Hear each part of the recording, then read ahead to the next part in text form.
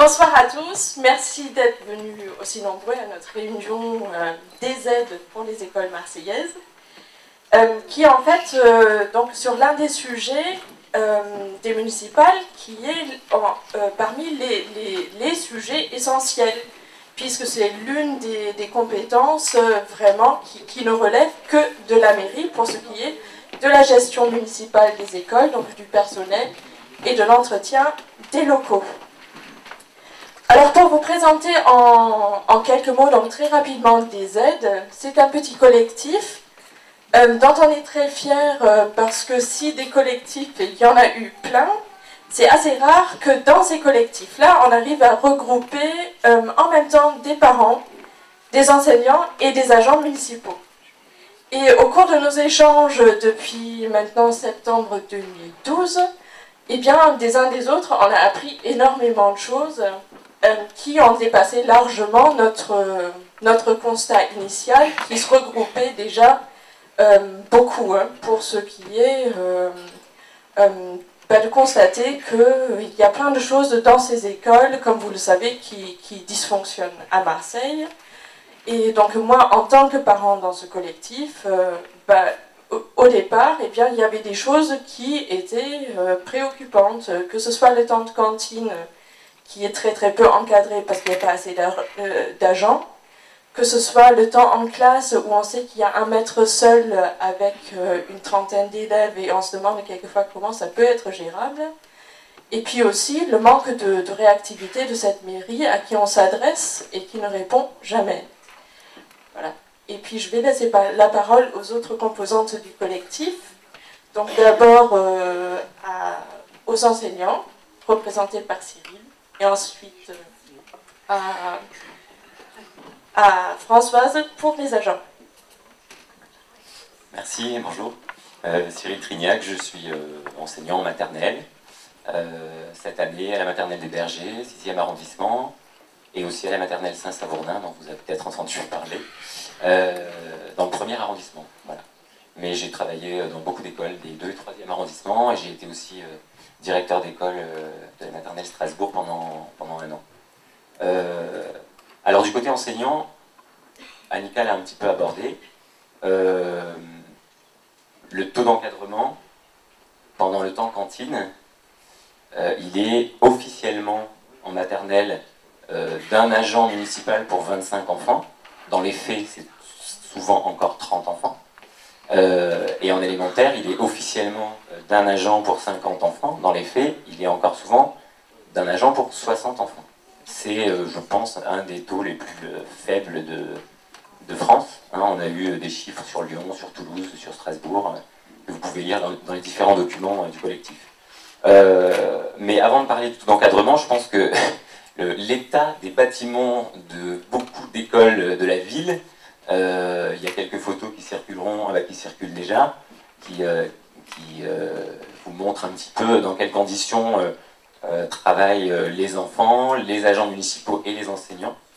Il y a un énorme chantier sur, j'imagine, plusieurs années, à la fois de réhabilitation, de mise aux normes, je pense aussi aux enfants handicapés, et puis de construction de nouvelles écoles dans le centre-ville, dans le 3e arrondissement. Les situations sont très tendues, il manque beaucoup d'écoles. Beaucoup de nouveaux quartiers sont sortis de terre ces dernières années sans prévoir les services publics en général et les écoles en particulier qui vont avec. Ensuite, par rapport au personnel municipal, que ce soit des ATSEM donc en maternelle, des agents d'entretien, des cantinières ou responsables de restaurants, ou des ASIC. ASIC, ça veut dire agents de surveillance intercantine. C'est un contrat extrêmement précaire. Ils viennent là 2 heures par jour pour renforcer le personnel municipal. Ce qui est de pire en pire, ces 2 dernières années notamment, enfin, même si c'est pas nouveau, c'est le manque de remplaçantes. Je dis remplaçantes parce qu'il y a, enfin, je ne sais pas s'il y a des hommes agents municipaux, on n'en connaît pas. Il y a un tout petit corps de volantes, mais on ne sait même pas vraiment, enfin, Françoise pourra en parler, combien de volantes existent à l'heure actuelle dans la ville. Et ce qui se passe, c'est que le matin même, la cantinière reçoit un coup de fil et on lui dit, voilà, on t'enlève un agent entre midi et 2 parce qu'il y a un remplacement à faire dans telle école.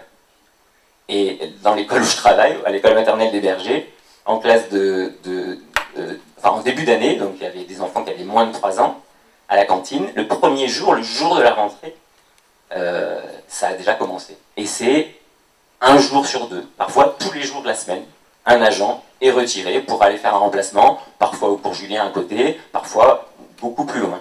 Donc ça a des répercussions, le temps que l'agent revienne après sur le début de l'après-midi, la surveillance de la sieste si on parle de petites sections, etc., etc. Donc là, il y a une revendication du collectif sur créer un corps relativement important d'agents volantes pour éviter de déshabiller Pierre pour habiller Paul. Et puis les enfants n'ont pas non plus de continuité, enfin dans la connaissance du personnel qui les encadre. Si on leur enlève comme ça une fois tous les 2 jours, c'est vraiment n'importe quoi. Et dernière chose pour les enseignants, pour les directeurs d'école notamment, c'est les problèmes de commande de matériel. Alors il y a un monopole sur la Sodexo, on en reparlera certainement. On n'a pas spécialement envie ce soir de parler du contenu des menus, peut-être qu'il y aura des questions là-dessus, mais il y a aussi un monopole sur le matériel que les enseignants peuvent commander pour leur école. Et c'est du matériel très cher, et en plus, on nous retire des pages du catalogue sur lequel on est obligé de commander d'année en année. Voilà, donc, comment voilà, ce que je voulais dire par rapport du point de vue des enseignants. J'ai oublié quelque chose, Jean ou... Les questions de maintenance. Tiens, vas-y.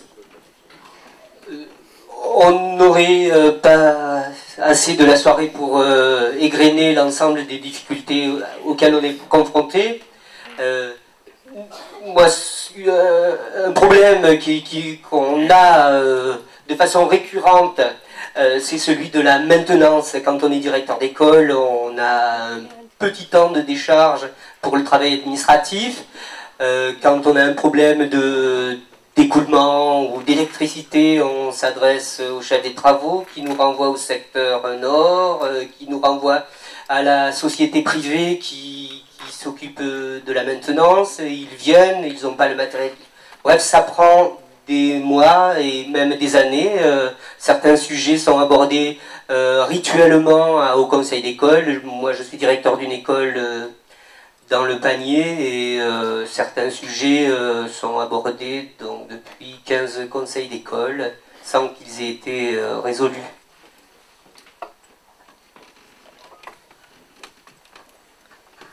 Bonsoir à tous, donc moi je suis Françoise Resterouch, je suis à TCM et j'exerce des fonctions de concierge dans le 12e arrondissement au groupe scolaire Les Cailloles.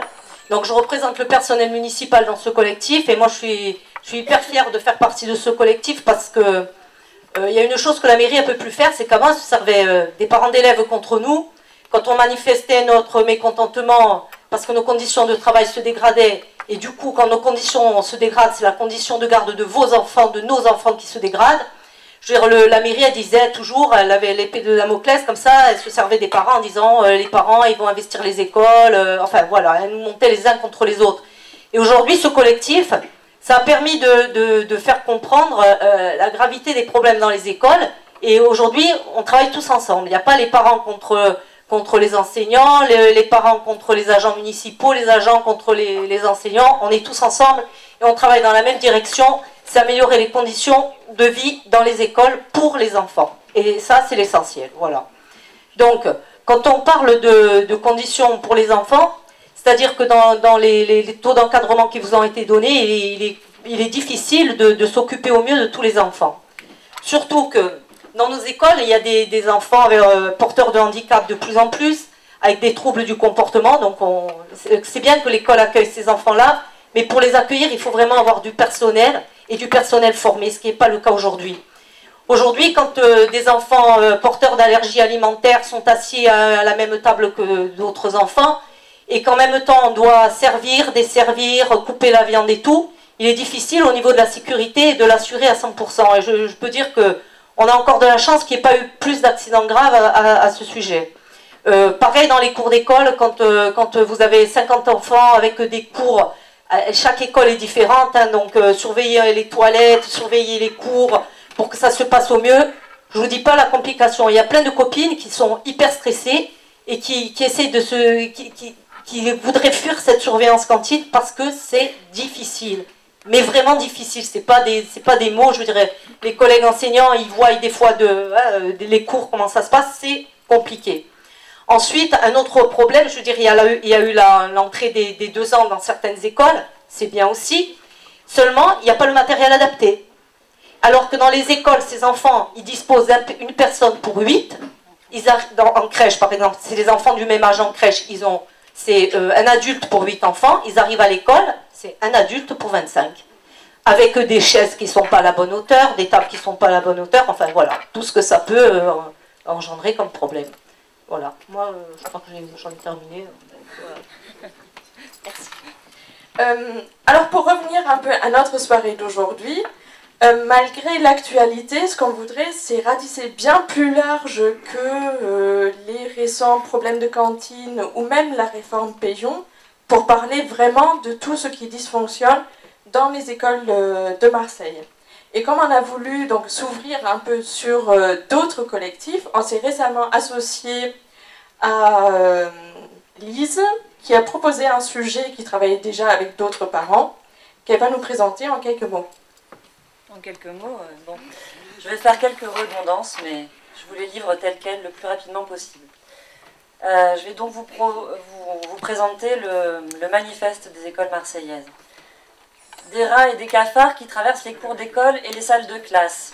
Des enfants et leurs enseignants emmitouflés dans leurs doudounes, dans des salles de classe qui, en hiver, ne dépassent pas les 14 degrés, car le système de chauffage attend d'être réparé depuis des années. Des enfants qui ne peuvent pas faire leurs besoins de toute la journée, car les toilettes, elles aussi, attendent d'être réparées pendant des mois, voire des années, et parce que les écoles ne disposent même pas de stock suffisant de papier toilette. Des enfants qui n'apprennent pas à nager, car le nombre de piscines encore en état à Marseille ne cesse de décliner, et alors que l'apprentissage de la natation est inscrit dans les instructions officielles de l'éducation nationale, au même titre que la pratique d'activités sportives. Activités sportives qui, à Marseille, se résument bien souvent à jouer à la balle aux prisonniers ou à l'épervier, faute encore une fois d'infrastructures sportives et de matériel adéquat. Dans la plupart des écoles du centre-ville, ces activités se dérouleront dans des cours d'école de la taille d'un mouchoir de poche.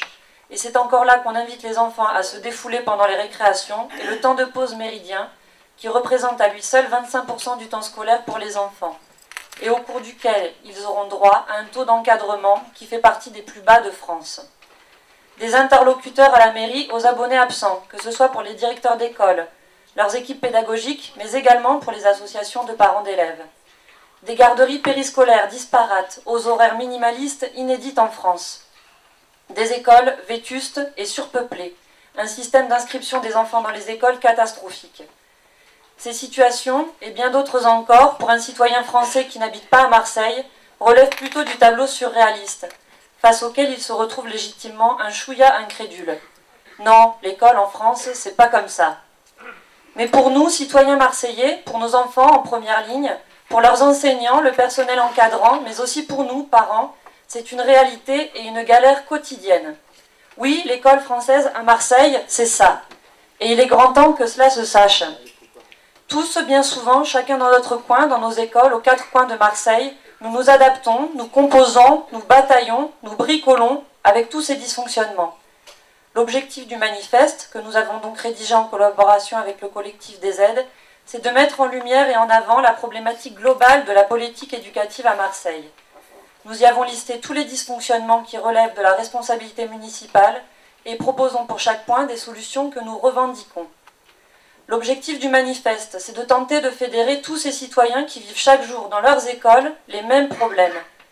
Nous devons cesser de bricoler avec un système défaillant, mais plutôt faire poids, faire entendre notre voix et exiger que la mairie se penche enfin sérieusement sur ce dossier majeur.